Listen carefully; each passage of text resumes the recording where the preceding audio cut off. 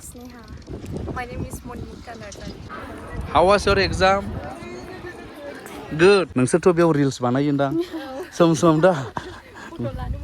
फट' लानो मोजां ना बिदर मोनजायो ना मोनजाया मोनजायो Wednesday Sunday दा नायदो बिल्डिंआव In the past years, we had very wonderful result. ओमफ्राय नैबे बिनानावमोननि आखायाव जोङो मबाइल नुदों नै ओमफ्राय बेयाव मा अफिस जों दा मै थांगासिनो दं साइन्स लेब येस लोगोफोर बे जाहैबाय डन बस्क' कलेज चापागुरि आरो बेयावनो दङ डन बस्क' सिनियर सेकेन्डारि स्कुल बेखौनो दिनै एक्सप्लर खालामगोन आरो नोंथांमोननो गासैखौबो दिन्थिगोन अब्ला भिडिअखौ जागायजेननायनिफ्राय जागायनि लोगोफोर एन्ट्रिनिफ्राय जागायनि माने हाइवेनिफ्राय बोरै हाबलांनांगौ बेखौबो आं नोंथांमोननो खिन्थानि लोगोफोर दे नैबे जाहैबाय हाइवे ओरैहाय थांबाय बेंटल गेट ओरै थांबाय चापागुरि बेनिफ्राय नैबाव ओरैहाय हाबलांनांगौ आरो दा नैबावहाय Don Bosco' senior secondary school होननाय दंखायो नै एडमिशन 2025 एन्ड 26 दा अपेन जानानै दङसै आरो नैबाव पस्टार दंखायो गिदिर बोथ साइड ओरैबो ओमफ्राय ओरै हाबलांनांगौ दा आंनि गारियाबो दङ नै सिगाङाव ओमफ्राय थांनि कम्पाउन्डआव ओमफ्राय मा दं मा गैया दिनै आरोबाव नोंथांमोननो माने डिटेल्स होनि आं नोंथांमोननो दे अब्ला लोगोफोर दा थांगासिनो दं सा मोखांजों ओरै सिसि ब्लक लामा दंखायो बेजों थांबाय थानांगौ लोगोफोर बिदिनो फैनानै गोथांनि डिरेक्सन होनाय Don Bosco' college Don Bosco' senior secondary school चापागुरि बाय राइट साइडजों हाबदो आरो ओरैहाय बेयो सानजा मोखां जाफिनलायबाय लाम फैयै एन्ट्रि टु द कम्पाउन्ड अब्ला लोगोफोर आङो मोनफैबाय नै कम्पाउन्ड सिङावहाय दे डन बस्क' सिनियर सेकेन्डारि स्कुल आरो बेजों लोगोसे डन बस्क' डिग्री कलेज बे जाबाय चापागुरिनि बेनिफ्राय बेनि एन्टायर पार्टखौ एक्सप्लर खालामनानै नोंथांमोननो दिन्थिगोन गाइड हिसाबैहाय माने आंखौ हेफाजाब खालामगोन नैबे बिनानावफोरा दे नैबे बिनानावफोराखौहाय इन्ट्रडाक्सन होग्रोनि नैबे बिनानावनि नामा जाहैबाय मा नाममोनलाय स्नेहा बसुमतारी ओमफ्राय नानि सासे दंबाव My name is Monimucta. and My name is Chira Amarak. yes बिसोर गासिबो डिग्री स्टुडेन्ट्सनो ना you are happy here in this studying in this college yes जायफ्रा फैनानै बेबायदि हापिलि स्टाडि खालामनानै गावनि केरियार लाइफ दाफैनो गोसो नोंथांमोना फैनो हागोन दा बर्तमान स्टार्ट जाबाय क्लास 11 नि एडमिशन अब्ला नानिमोन सिगांदो दा नोंथांमोना नायदो नैबे जेनाखि बिल्डिं बेनो जाहैबाय गासै एकाडेमिक्सआ बेयावनो गासिबो क्लासफोरा जायो जाहैबाय बेनिफ्राय नैबे जाहैबाय नै लामाया एसे बिबार बारि नै सोर गायनायनि बे बिबारफोरालाय फादारफोर नोंसोर गायनाङा नोंसोर हस्टेलाव थायादां हस्टेल थायो नोंसोर हस्टेलनियावल' गायो होमब्लालाय दा ओरैहाय बिराद मोजां बिबार बारिफोरबो दङ दा नै स' बिराद मोनसे मोजां एनभायरनमेन्ट क्रिएट खालामनायनि आरो बे ओमफ्राय ओरैबो नै बोथ साइड बिराद समायना रमायना बिबार बारिफोर नोंसोरथ' बेयाव रिल्स बानायोदां सम दा फट' लानो मोजां ना दा जोङो थांगासिनो दङ ओमफ्राय नोंथांमोन एसे दिन्थिनि मा स्ट्रिम दंमोनलाय आर्ट्स साइन्स कमार्स बेसेबां स्ट'रि नोंसिना बे बिल्डिङा थर्ड फ्ल'रसिम दं आरो आप टु थर्ड फ्ल'र नै बेबायदि दा नोंथांमोना नायदो बिल्डिंखौहाय क्लासरुम्सफ्रा बेयावनो दं जाहैबाय बिराद स्टान्डार्ड लेभेलनि बिल्डिं जोंथ' गभर्नमेन्ट कलेजेसफ्रावहाय प्राय जोंनि जायगायाव बेफोरबायदि स्टान्डार्ड कलेज क्लासरुमफोरखौ जों मोननो थाङा दा जों हाबबाय बेवहाय नैबेवहाय हाबजेननायाव नैबेबायदि नै डन बस्क' कलेज चापागुरि हार्टि वेलकाम बेयाव मा एसेम्बलि जायो नामा नोंसिना एसेम्बलिया नैबाव जायोनो बेलाय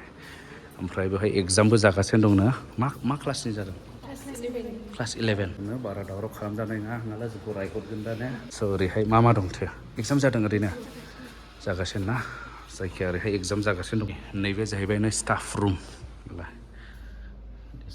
स्टाफ रुम दा मास्टारफ्राबो गासिबो बिजि नालाय गैया आरो नोंसोर स्टाफ रुमाव पारमिसन मोनला हाबनो मोना दा माबायदि पारमिसन लायो मे आइ काम इन सार बिदि बेबायदि ओंखायनो आंबो हाबथ'वाखिसै बाहेरानिफ्राय खेबबाय बेनिफ्राय प्रिन्सिपाला बेनिफ्राय स्पिच होयो प्रिन्सिपाला एसेम्बलि समाव आरो ओमफ्राय स्पिकार गिदिर दंखायनो बक्स बेबायदि ओमफ्राय बेयाव मा अफिस मा अफिस बेयाव लिरनाय दंखायनो अफिस बेलाय आब' निलि आब'आ मा मावनाया मा नोङा गासिबो नोङा जायखिया बेयाव नन टिचिं जाहैबाय आदा कनिष्क माबोरै दं मोजां नोङो मा खामानियालाय आंना एकाउन्ट्सनि जाहैबाय एकाउन्ट्सनि बिथांमोनाबो जाहैबाय नन टिचिं बेवहाय अफिसनि एखे बिसोर कम्पिउटार थुक थुक थाक थाक थुनानै डिउटि जोबो आरो बिसोरना मिथुन बसुमतारी बै सारनिलाय जुवेल दा ओरै जाहैबाय नै बेयो जोंहाय मा दं प्रिन्सिपाल जिरायग्रा माने प्रिन्सिपाल अफिस आरो नै नोंसोरथ' प्रिन्सिपालनाव हाबनो हानाय नङा प्रिन्सिपालखौ गियो नामा नोंसोरलाय स' एनिवे प्रिन्सिपालजोंहाय एसे सावरायहैनि आं नोंसोरबो थाथ' दे औ नोंसिनि प्रिन्सिपालनि मा नाम होनदोंमोन फादार डक्टर अभिलाष बिथि औ स' आं हाबबाय नै प्रिन्सिपाल अफिस एसे गिदिर कलेजनि प्रिन्सिपाल एसे बोरैबा मोनलायलांदों yes father hello' good morning father thank you स' नैबे फादारानो जाहैबाय बेवनि प्रिन्सिपाल बे जाहैबाय सालिसियन अफ डन बस्क' कंग्रेगेसनजों सलायजानाय कलेज नालाय बेनिखाय फादारफोरानो सलायो फादारानो प्रिन्सिपाल जायो आरो बे बिथाङानो जाहैबाय father doctor Abhilash Welcome to Don Bosco College. We have two institutions here in this campus. We have a degree college where we offer actually arts and commerce streams, and we also have a higher secondary which is called Don Bosco Senior Secondary School. And in the senior secondary section we have all the three streams. Yes. We have got arts, science and commerce. In the past years we had very wonderful result. Yes. And that was possible because of the excellent faculty that we have, Okay. experienced faculty that we have. We were able to achieve 100% results in the past years. Yes. This institution is primarily meant for the youngsters of our region here. Don Bosco, as you all know, is a household name in the Northeast. We are now more than 100 years in the Northeast. Yes. And we have got several education institutions in the Northeast. And this was actually set up in the recent years to provide good and quality education to the youth of, especially of Bodoland. So I take this opportunity to invite all the students of our region and also from elsewhere and come and get the maximum benefit out of this institution because we provide the best of educational facilities and good education so that they will be able to come up as good, efficient and good citizens in the society. Thank you for coming to Don Bosco. We're so happy to welcome you here. Thank you so much, Father. नोंथांमोना खोनाबाय principal फादारा बुंदों जाहैबाय सिगांनि रिजाल्टफोरा गासिबो 100% result जोब रावबो fail जायाखै जाहैबाय दा बे हिसाबैहाय नोंथांमोना बुजिदो बे कलेजआ बा नैबे इनस्टिट्यूशना मा आउटपुट होगासिनो दङ जोंनि गथ'फोरखौ स्पेशली नैबे बड'लेण्डखौ नोजोर बोनानै जोंनि नैबे चिरां डिस्ट्रिक्टआवनो बिथांमोना बेखौ गायसनदों दा बेवहाय सिरियासलि जागासिनो दं जाहैबाय exam four class 11 science arts commerce गासैनिबो नै आदा जनिया जोङो नै नायदो लोगोफोर एग्जामा माबायदि कन्डाक्ट खालामजानाय जायो नैबे कलेजावहाय बिराद माने पिन ड्रप अफ साइलेन्स आरो सिरियास बयबो खुनु माने फांफुं गैया स्ट्रिक्ट एन्ड डिसिप्लिन दे लोगोफोरनो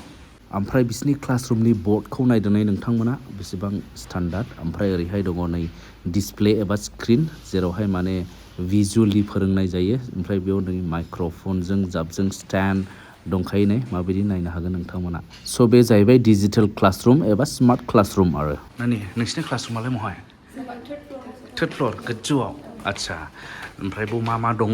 नेक्स्ट गोजौनि फ्ल'रावहाय जों नायलांनो नाजानि लोगोफोर जों गाखोबाय गोजौनि फ्ल'र ओमफ्राय गोजौनिफ्राय नै बेबायदि नुयो नै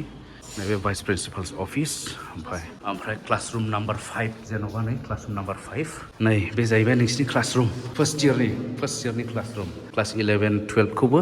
बेबायदि विथ डिजिटेल फोरोंनाय जायो जाहैबाय नै हाय गासैबो क्लासरुम थाजोब्बाय आरो नै बे एखे जोब आं दा नोंथांमोननो जेरै दिन्थिदों बेबायदि जेरै नैबे नानिमोना जोङो दिन्थिदों बेबायदि एखे आरो नोंसोरथ' जेबो मावखोमानो हाया मानो CCTV हाया नैलाय येस ओरैबो क्लासरुम गोजा क्लासरुम जोब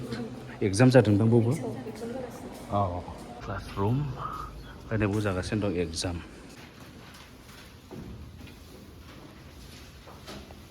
नैबे जाहैबाय सार नबिन नार्जारि इंलिश डिपार्टमेन्ट आरो बे सारा बे मोनसे फ्ल'राव जों थांगासिनो दङ नैबे बिनानावमोनहा मा दिन्थिहैबावो जोंनोहाय गावसिनि कलेजनि मा सेमिनार हल दा गोजौआवबो बिदिनो गोबां आरोबाव क्लासरुम दङ बिराद गिदिर कलेज नालाय दा क्लासरुमसानो बहुद दं आरो नैबे जाहैबाय सेमिनार हल माने सेमिनार जाग्रा गोगोमखा पार्लामेन्ट हाउस बायदि नुलायो मा जायो बाव नानि पेरेन्टस मिटिंबो जायो मिटिंफोराबो बेयाव जायो बोरैबाला क्लासबो जायो वाव ओरैहाय नायदो नै बहुत standard This is Don Bosco College of Chapaguri. मोनसे क्लासरूम मा डिपार्टमेंट टेनजिं व्हाट डिपार्टमेंट इकोनॉमिक्स बे जाहैबाय गासै economics department you are from my village जों गामिनि टेनजिंआबो जाय खैला मिलानि जोंनि ओरैनि चखा व्हाट इज योर नेम भूमिका मा नाम अनामिका नार्जारी अनामिका नार्जारी ओमफ्राय बिशाखा राय यस पूजा गयारी बिसोर इकोनॉमिक्स मेजरनि व्हिच सेमिस्टार फोर्थ सेमिस्टार बिनानावफोरा मा दिन्थिबावो जोंनोहाय लाइब्रेरिनो बे जाहैबाय डिग्रीनि लाइब्रेरि माने बिसिनि लाइब्रेरि आरो ने ओमफ्राय जोङो लाइब्रेरियान साराबो दंखायनो सार सन्जीव बेलाय गोजोन्थों सार मोजां दा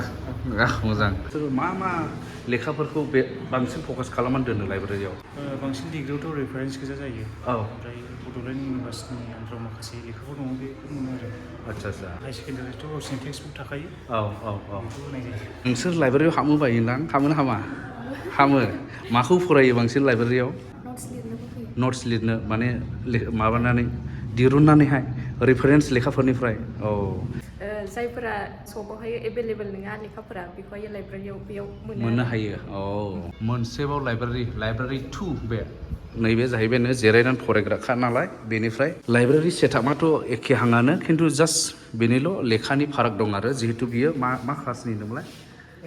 11-12 माने हायार सेकेन्डारिफोरनि थाखाय बेवहाय आलदा जेरैहाय कम्पिउटार साइन्सनि दङ नै पलिटिकेल साइन्सनि दङ नै साइक'लजि नै बेबायदि जों दा बहाय थांगासिनो दं थार्ड फ्ल'र बेनो लास्ट गोजौसिननि थार्ड फ्ल'रावहाय गाखोगासिनो दं जोङो सेमिनार हल 2 बेनो जाहैबाय नै नैबाव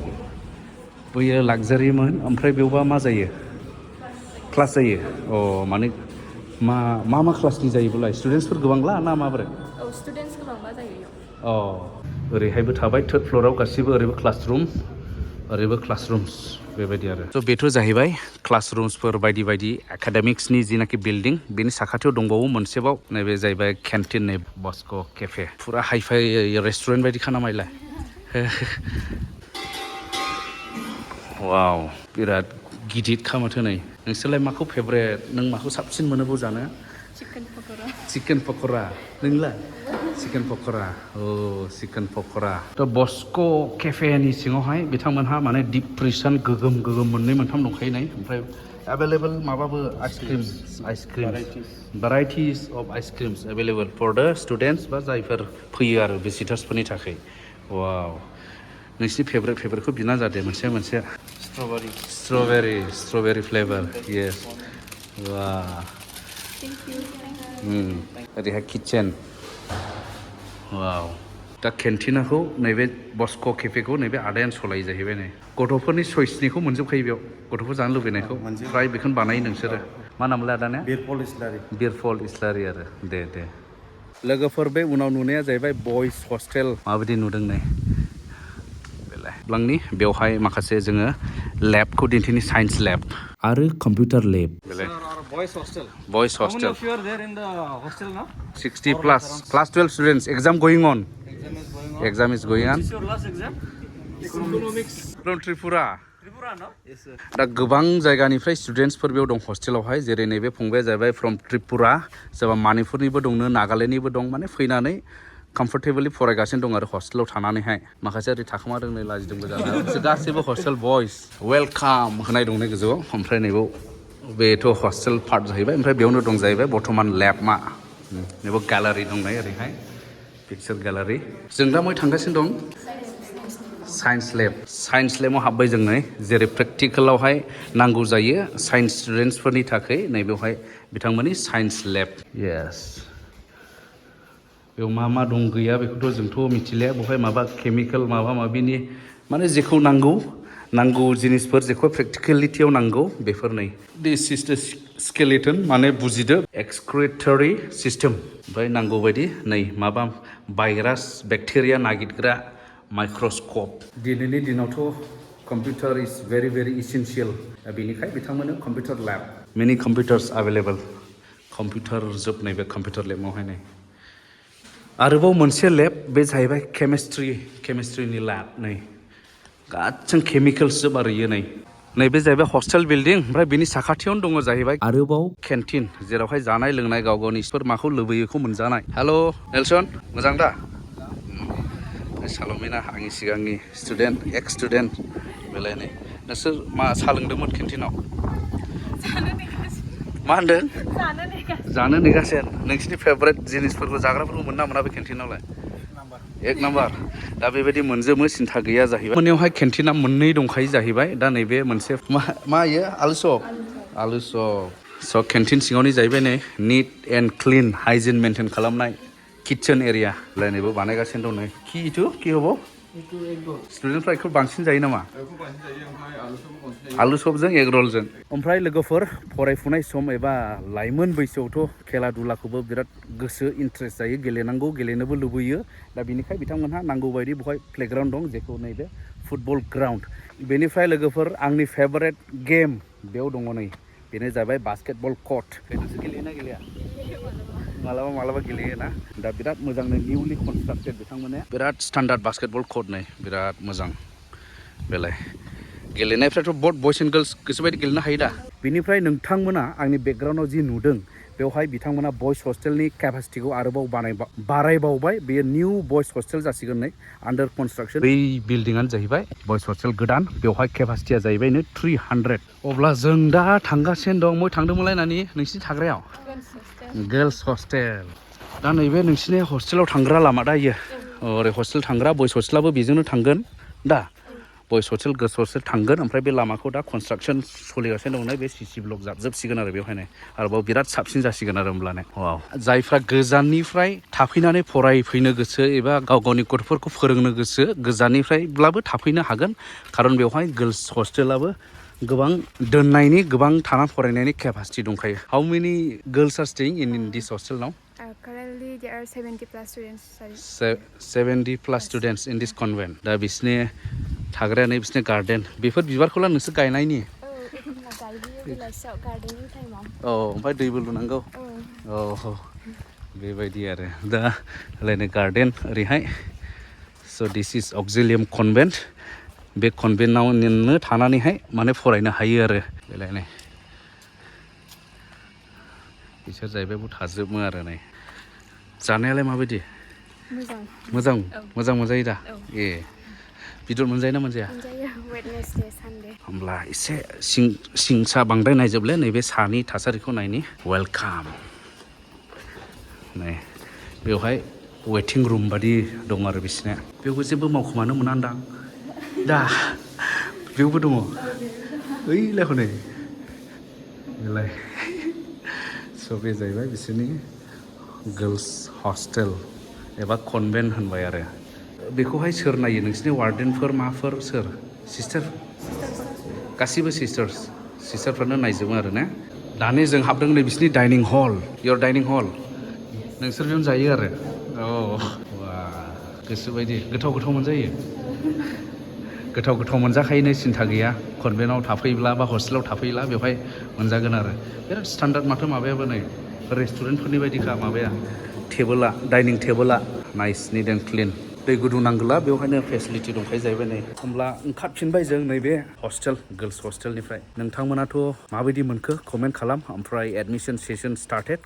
क्लास 11 बर्ड गासिबो साइन्स आर्ट्स ओमफ्राय कमार्स गासिखौबो बिसोरबो बिराद मिनि खुसि फरायगासिनो दङ नैबाव बिनानावफोरा नोंसिनि महाय मोनलाय नानि जोंना माबा जारागुरि गसाइगाव जारागुरि नानि ना बेंटल इउ आर फ्रम नानि गलपारा स्क्रिनावहाय नाम्बारखौ होगासिनो दंखायो डिटेल्सखौ लाहरनो हागोन इनकुवायर खालामनानै आरो बेजों लोगोसे अफिसावबो डाइरेक्ट फैनानैहाय नोंथांमोना जगाजग लाफैनो हागोन फर द एडमिसन कामिं सेसननि थाखाय फैगौ सेसननि थाखाय बेबायदि ओमफ्राय नैबे बिनानावमोननि आखायाव जोङो मबाइल नुदों नै बिसोर हस्टेलाव थायो ओमफ्राय फरायगासिनो दं डिग्रि ओमफ्राय बेखौ लाबाय थानो मोनो ना टाइम दङ ना माबायदि हराव साबमिट खालामनांगौ 8:30 ओमफ्राय अखानायै फुङाव कलेजाव फैब्ला मोनो ओमफ्राय दा मोनाबाथाय साबमिट होलायदो औ बेबायदि माने नांगौबो जायोना माखासे इन्टारनेटआवबो माबा माबि नागिरनांगौ जायोना डन्ट मिस इउज अके दा एग्जाम जोब्बाय ओमफ्राय क्लासाबो जोब्बाय दिनैनि थाखाय ओमफ्राय दा बिसोरो थांफिनगासिनो दं आरो स्टुडेन्टसफोरा exam is over firstly how was your exam nice what subject English good बेबो आंनि एक्स स्टुडेन्ट फार्स्टलि आमथेखानि नै दा ओंखारजोब्बाय इंलिशमोन जाहैबाय नै दिनैहाय वा how was your exam good हादोंना हायाखै